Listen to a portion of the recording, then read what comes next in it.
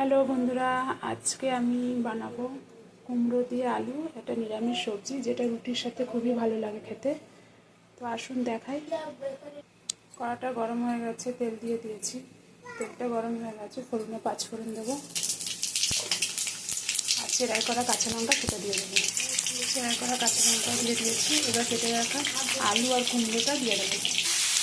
কেটে রাখা আলু আর কুমড়োটা দিয়ে দিয়েছি। ভালো করে ভাজা ভাজা করবো। স্বাদ অনুযায়ী লবণ দিয়ে দেবো, হলুদের দিয়ে। সেখানে আর আমি কোনো মশলা দেবো না। এবার এটাকে শুধু তেলের উপরে ভাজবো ভালো করে। নামানোর আগে হালকা পরিমাণে চিনি দেবো, চিনি হালকা পরিমাণে। রেসিপিটা আমার হয়ে গেছে। রেসিপিটা যদি ভালো লেগে থাকে তাহলে একটা লাইক, শেয়ার, কমেন্ট আর সাবস্ক্রাইব করে দেবেন। Thank you. আর রুটি দিয়ে একবার খেয়ে দেখবেন, অবশ্যই পছন্দ হবে। বাই।